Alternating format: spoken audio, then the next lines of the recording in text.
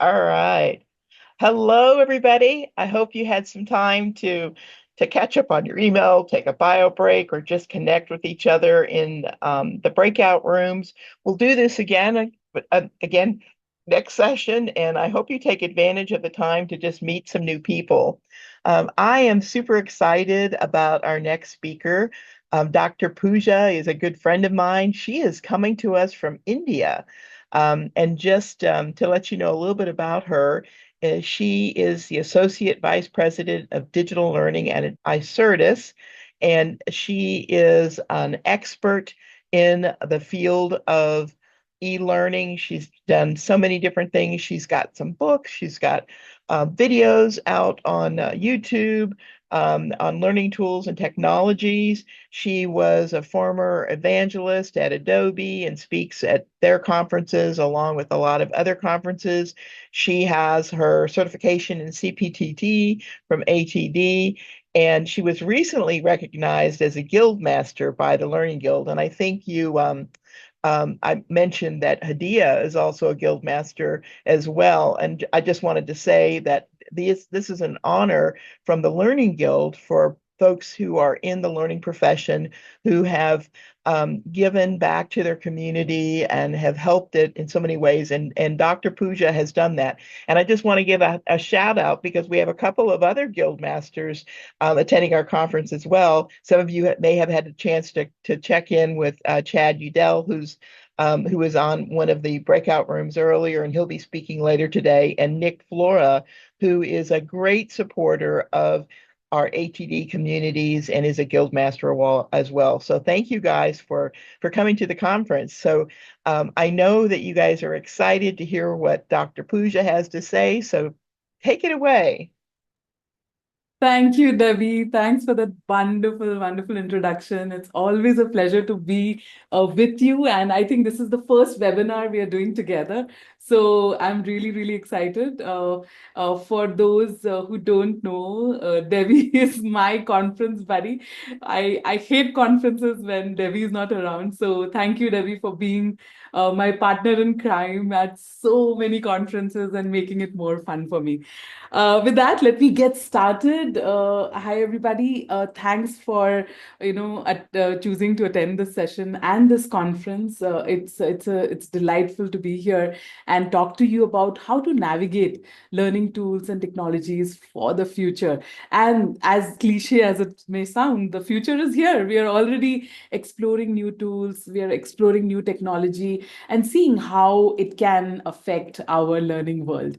So let's get started. And I've purposely put this action figure here, indicating that there are some cool things coming in, and it's lovely to explore them and follow the trends that are coming our way in terms of AI, agentic, and other things as well. But let's talk about one of the things that everybody is overwhelmed with, and that is keeping up with learning tools feels like walking through fog without a map. How many of you feel that or get that feeling of being overwhelmed when you see tool, when you wake up in the morning, there are there are news articles about new AI tools, new LLMs, new models being launched. How many of you feel that? Just write in the chat. Let me see if you are equally overwhelmed or you find it exciting, or you feel like exploring every single tool or technology that is coming our way. Yes, there's always more to learn.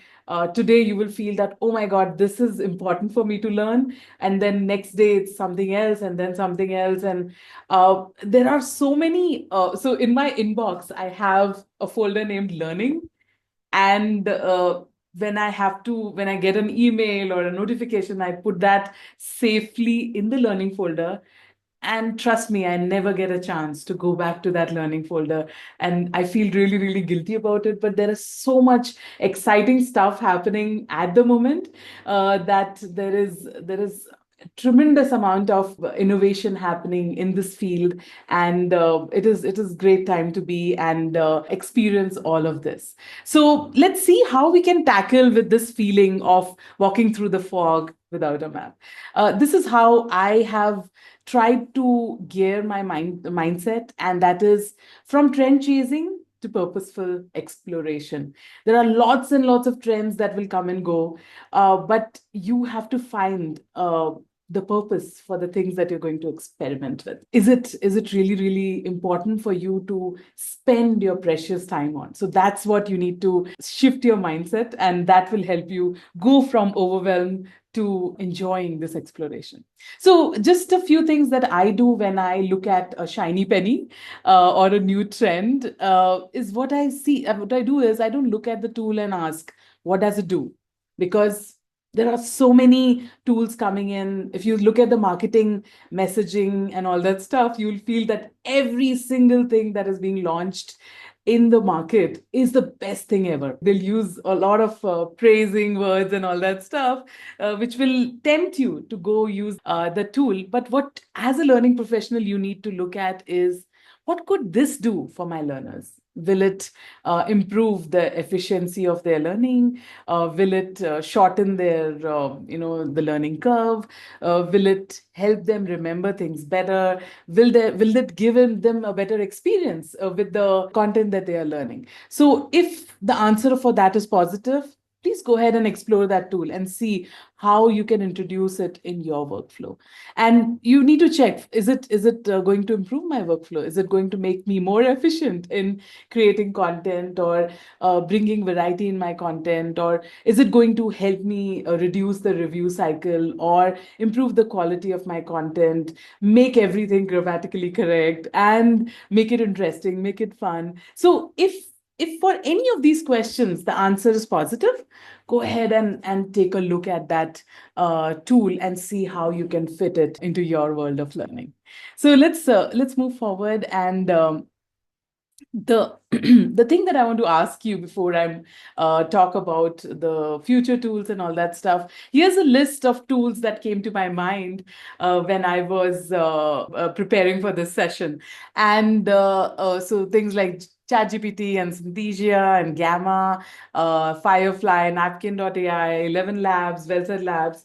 Are there any of these tools that you've used? Just let me know in the chat if you've used any of these tools, or if there is any other new tool that you've explored. Let me know in the chat so that we know what is the experience level of you with these tools. And then I'll let you know for some of the tools that I have explored and my team has explored, and we'll talk more about it. So yes, ChatGPT, definitely.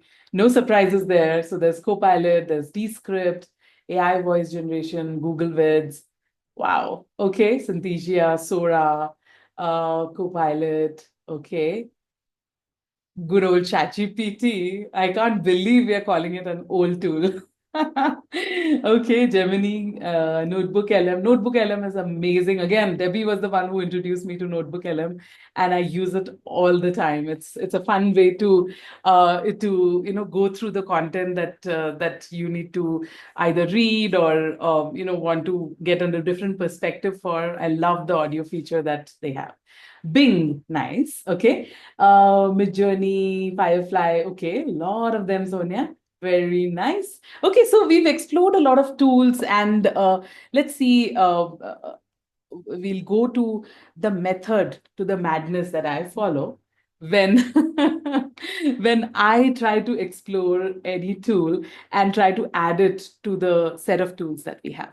So a step-by-step process is what we follow. Very simple, but we do make sure that we follow all these steps. And this is for me and the little tiny team that I have. So first of all, we what we do is we explore what is new. So we go and discover and play the new tools, and without any pressure. So we have a Teams channel for my team. We are about 11 of us, and in that Teams channel we discuss any new exploration that is that we want to next do in terms of the new tools or technology or anything that is there. And the culture in the team is that if one person tries out something, they will share their thoughts in the team and motivate others to go look at it, or demotivate them that, oh, this is waste of time, don't go look at it.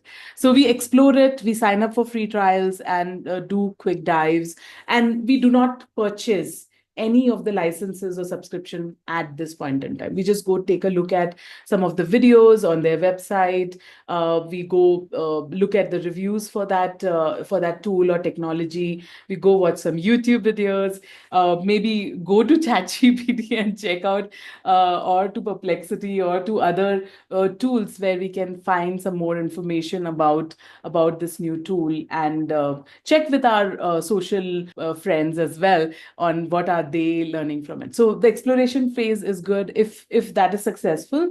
We So Melody is asking, do you have an exploration checklist? Not a checklist, because every tool is different, every technology is different, but we do have certain criteria as to where do we want to use it, and how will it help us create the content that we are at that moment creating. So not a hard and fast rules that we've set for ourselves, but we do give it some time to explore the thing.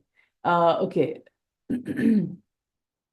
Do you try to differentiate between similar tools or just take it in? We do try to differentiate, Melody, and that's an important step, because once you are taking the licenses of the tool, you're committing to the tool for a year or two, so it makes sense to go and explore different tools. And I'll give you some examples as we get there.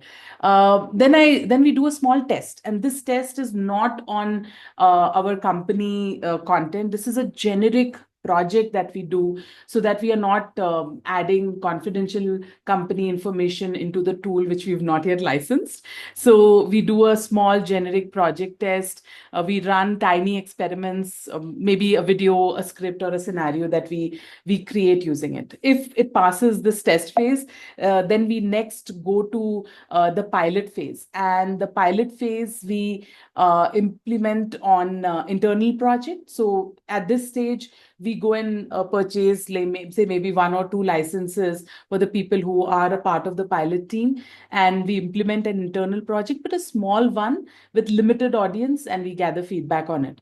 If that is successful, then we go and purchase the license for the entire team or the members who are capable of using it. Like if it's a design tool, then it is for all the designers. If it is a generic tool like ChatGPT, it is for everybody in the team. So we do that. So Melody, we don't do so at the pilot stage. Yes, we get one monthly license, and I think so far whatever pilots we've done, a month is sufficient to check it out.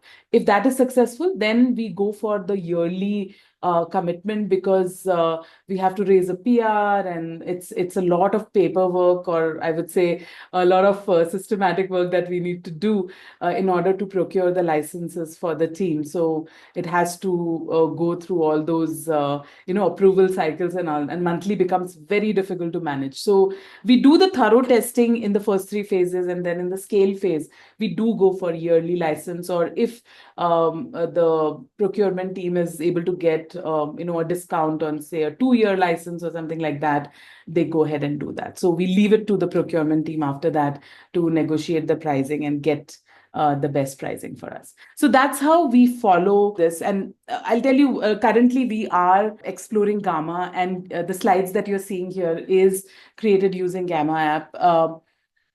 This we did, so we were exploring it, and at that time I realized this is a really, really nice tool for my presentation. So I did go and purchase a license for my personal use, which I could use for my conference sessions. It makes life easier because you don't have to go search for images and all.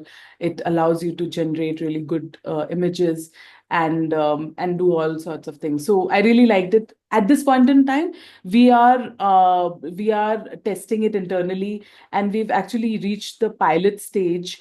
We are about to get one or two. Yeah, it's gamma.app.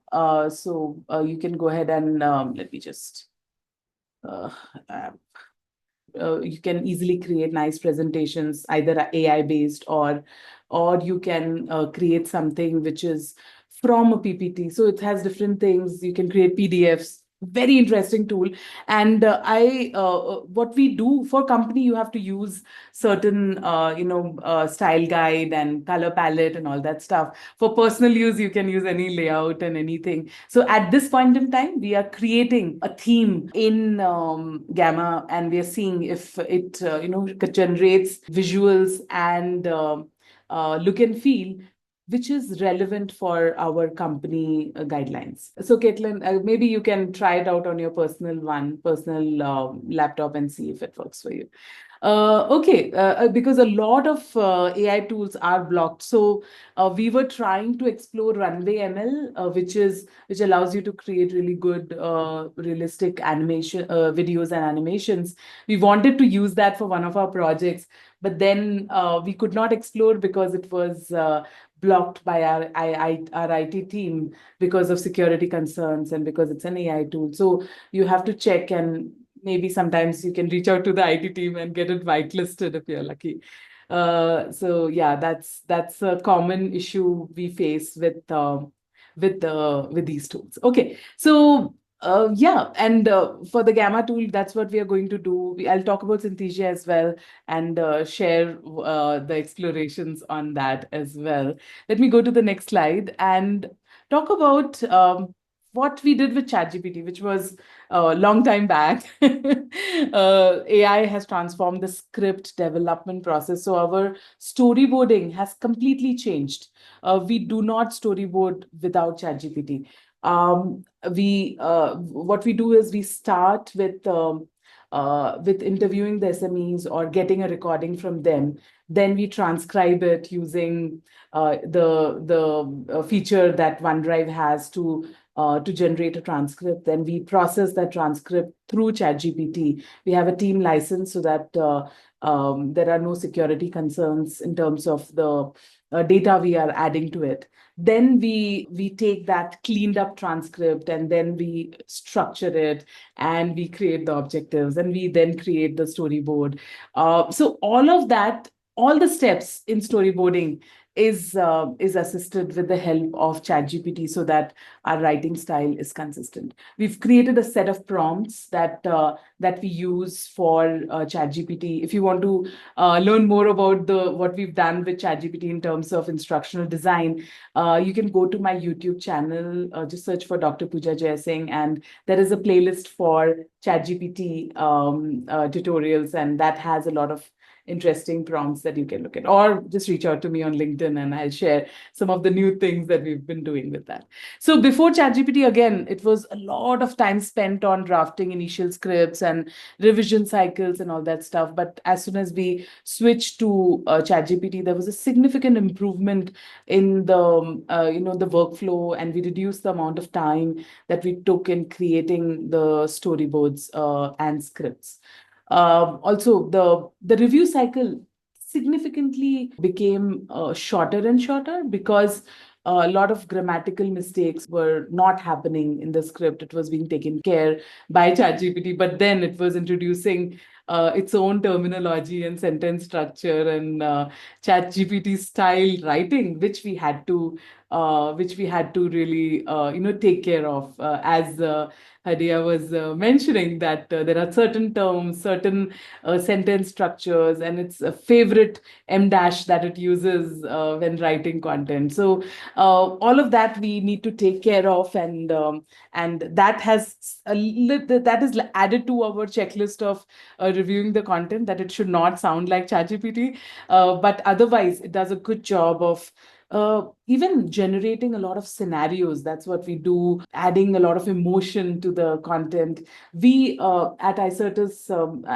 we are responsible for creation of product training, and it's all software. So it's dry and drab. But whenever there is when you're talking about business justification for that particular feature and all, we try to add a little bit of motion, a little bit of drama, and ChatGPT comes in handy for that. Writing assessment questions, everything. So our scripting at every level, we are using AI to help us.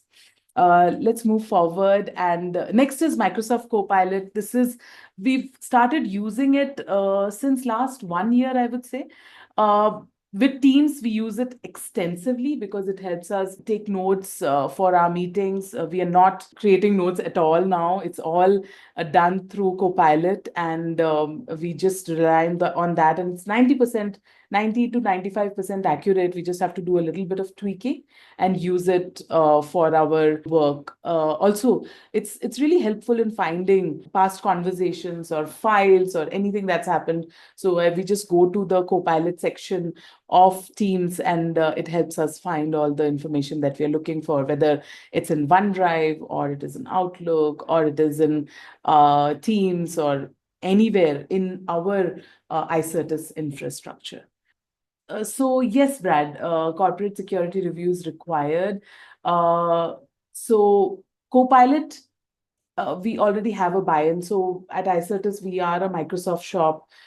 Most of the tools that we use are Microsoft, so Azure, this, that. So it's easier to get approval for that. For rest of them, we do have to go through IT and security team and let them know about how are we going to use it, and then they do their checks on what is possible, what is not. So we did get clearance for ChatGPT, we did get clearance for Wellsaid Labs, but we could not get a clearance for Runway ML because of their security levels for their website. So you win some, you lose some, but it's definitely worth a try. Again, for email assistance, sometimes I use Copilot, but mostly I use ChatGPT. Even for email and all that stuff, it's better to, especially when you are writing an email to a CXO level person, it's better to get it verified that everything you're writing is correct, and you don't realize it after sending the email. Office integration also is there, but we've not used it much. We did an initial exploration using that four-step method that I spoke about, but unfortunately, it didn't really add any value to the work that we were doing. So we just skipped it. Currently, with Microsoft Copilot, what we are exploring, and actually our entire team will be undergoing a training on how to create agents using Microsoft Copilot. So it's like a 7-day training that we'll be going through 4 hours a day, and it will help us learn a bit of code and learn a bit of creating agents using agentic AI. So it's going to be interesting, and we'll see how we can do it. So that's again a part of our exploration. We asked the L&D team to help us with those trainings, and we're excited to go through it. So again, a lot of interesting things happening in the Copilot area as well. And because Microsoft tools are approved, we can easily use it, and nobody will be questioning us on using this AI tool. When is the training on Copilot? No, that I was talking about an internal training that is planned at our office. Okay, so let me move forward. Let's talk about the voiceover generation. So at iCertis, we are using Wellsaid Labs, but we have explored all the other tools. And as I was answering one of the questions,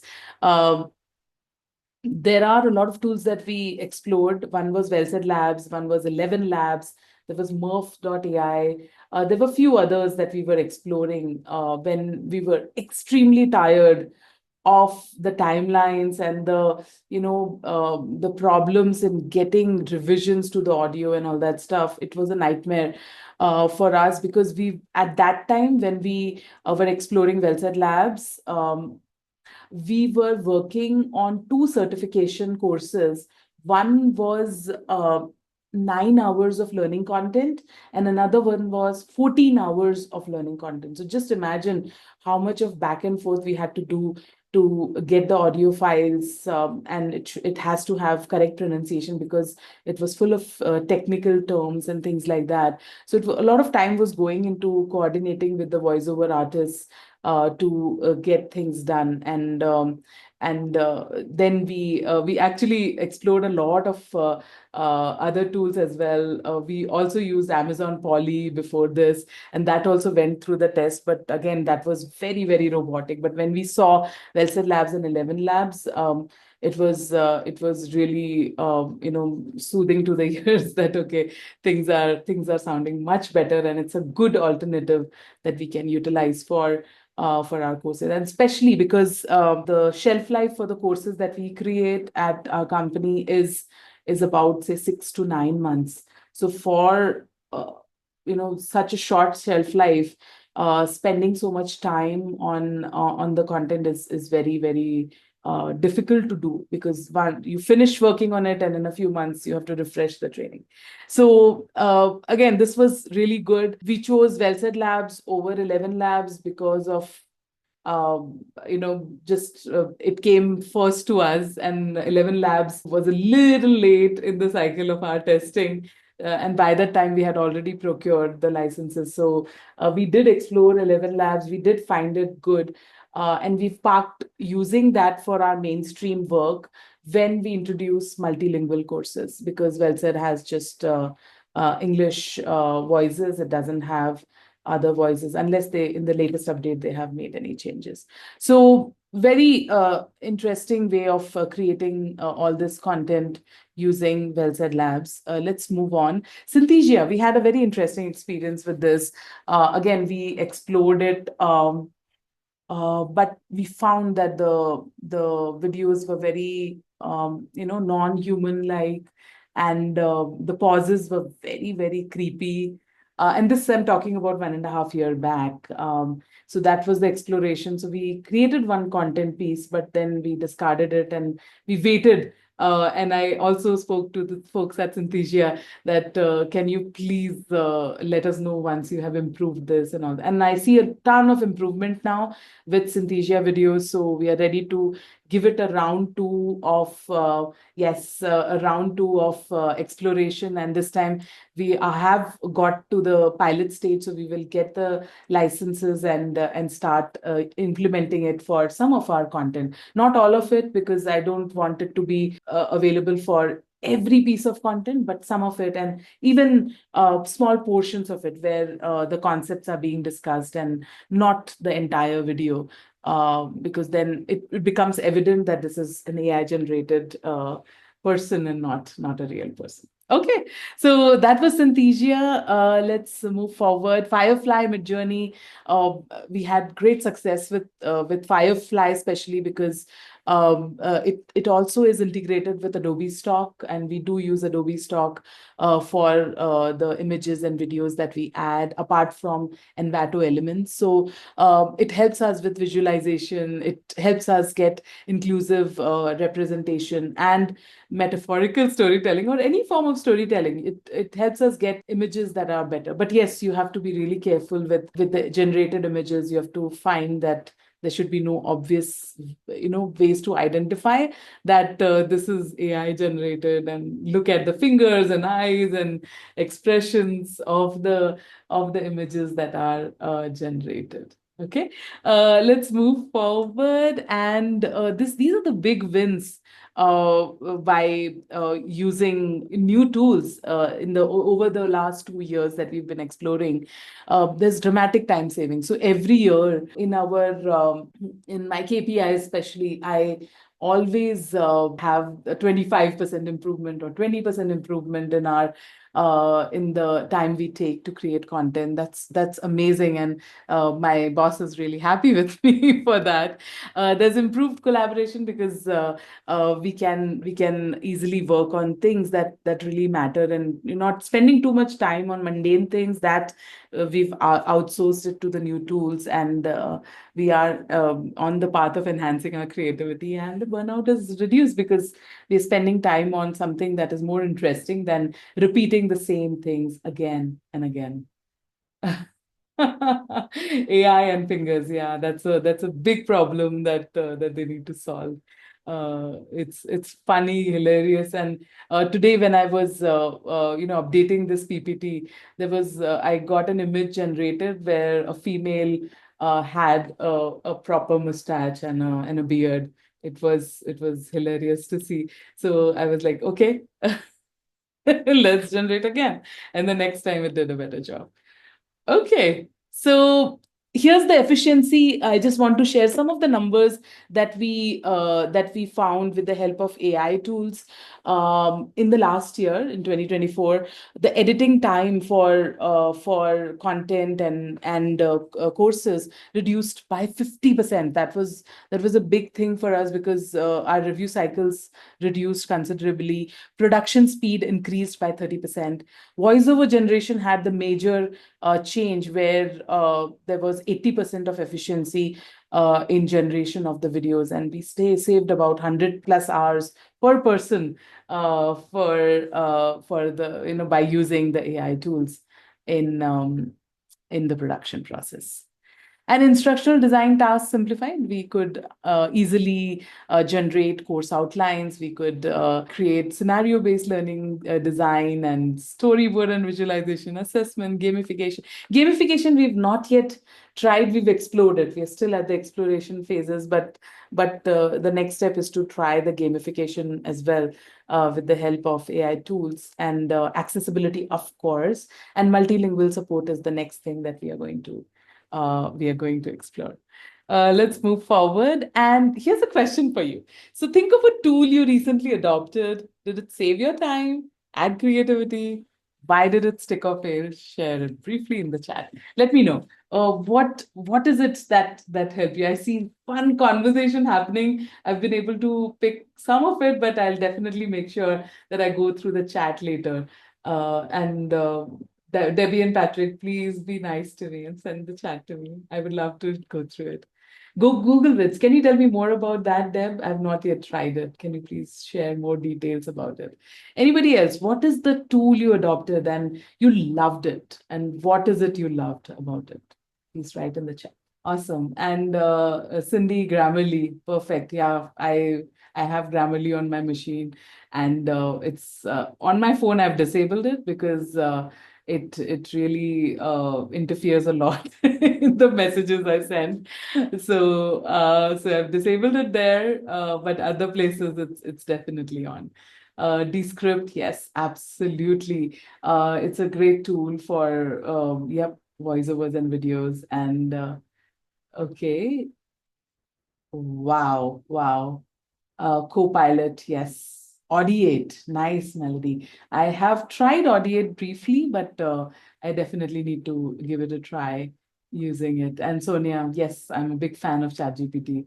Uh, we also tried, I also tried this thing, Google Studio, Google AI Studio. It is amazing. It is so good. I especially tried the one where it recognizes what's on your screen and guides you to do certain tasks. So I did an exploration with it where I asked it to help me do certain tasks with Photoshop, and it did a fabulous job. I was blown away, totally blown away. It was really, really nice.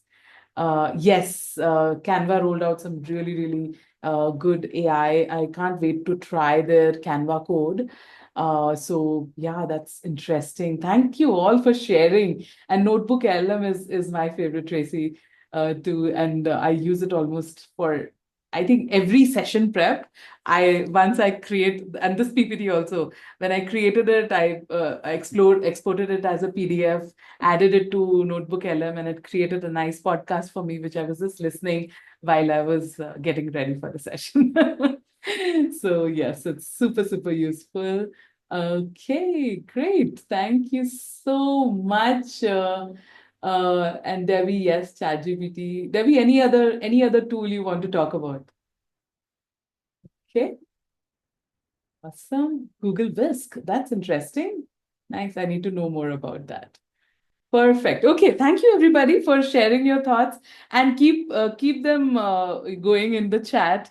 Till then, I'll just talk about some of the common pitfalls that we need to avoid when we are exploring these tools. One is the shiny object syndrome.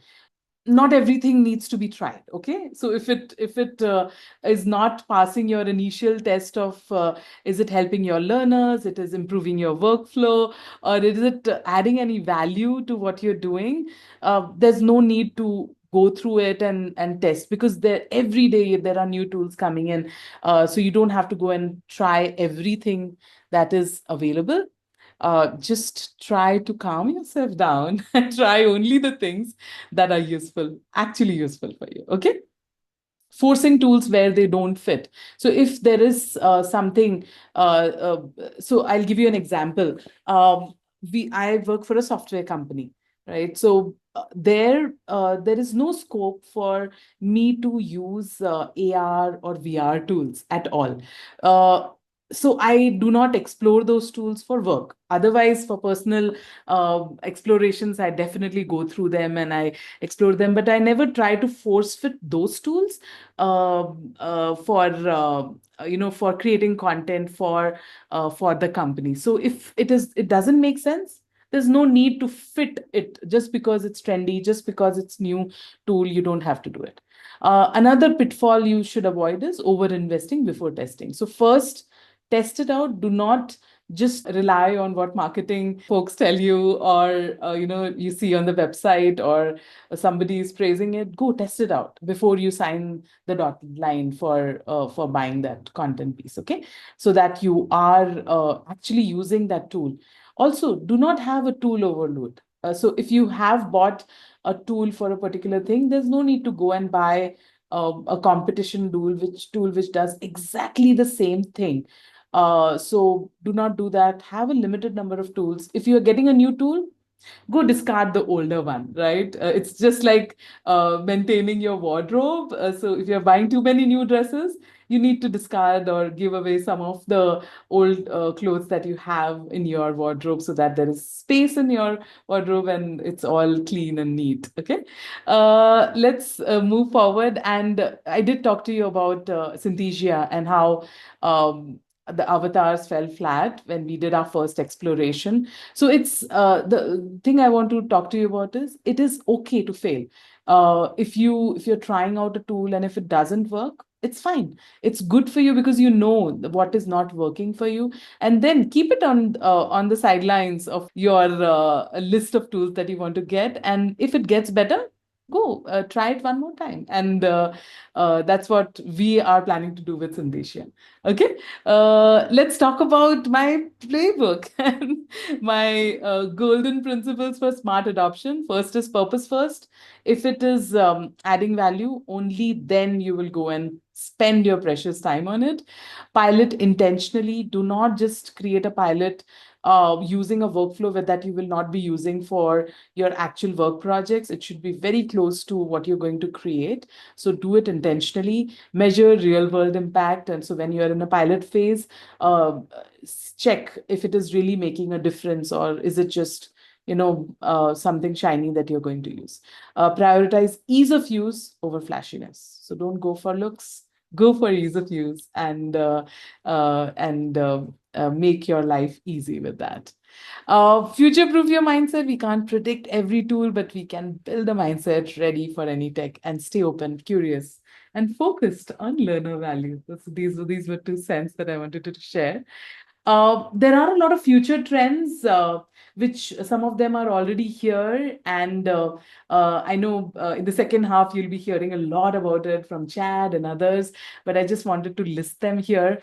Some of them are agentic AI. It's amazing how you can create an agent which does a task from start to end, and it can be as complex or as simple as you decide that agent to be, and you can set those workflows. It's a beautiful new world that is ahead of us, and I think this is going to change a lot of workflows that we have.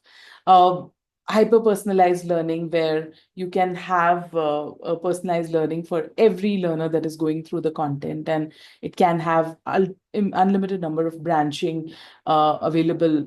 It was difficult for us to do it because we were doing manually till now, but now with the help of AI, it is going to get easier and easier. Another is emotion AI. That is something new that I heard, where when a learner is taking the content or going through the training based on the emotion, based on the performance of that person, the content can be is personalized for them. So if they're finding it too difficult or if they are getting a little nervous, the content immediately changes its form so that there is less amount of inner work. And then XR and AI convergence. XR is already is so amazing, and when AI converges with it, it will be amazing to see. So these are some of the future trends, and I will not get too deep into it. I want you to do something after this session. So your next steps is this week. Try my approach with one new tool. Just take one tool. Don't get into too many things. Explore it casually just for fun. So watch YouTube videos, go check out with your friends if they're using it, and just do some fun stuff with it. Then test it with small generic project, not your office stuff. Okay, don't get into trouble. And then evaluate its real world value. Did it save time or enhance learning? And you'll feel empowered and not overwhelmed. So this is the magic mantra to go from being overwhelmed to empowered. And I want to leave you with this personal story or a personal feeling that I have is I stepped into my first classroom about 20 years ago as a lecturer. And at that time, I had a mission to empower my learners, to make learning fun. That mission is still the same, only the tools have changed. So make sure that your mission is not lost while you are trying all those shiny tools to make your learning process easier. But yes, keep your mission intact, and that's what adds all that, the love that you're passing on to your learners, and imparting all the knowledge and information or anything that you're trying to teach them. So, with that, thank you so much. It was a pleasure being here. And thank you again, Debbie, for inviting me for this wonderful conference. I had absolute fun talking to all these lovely people. If you want to reach out to me, here's my LinkedIn profile, my YouTube link, and reach out with questions or anything, or generally, if you want to say hello or talk to me or chat with me, I'll be happy to hear from you. And with that, thank you so much. Thank you. Thank you, Pooja. Hope you have a great rest of the night. I think everybody really enjoyed your presentation.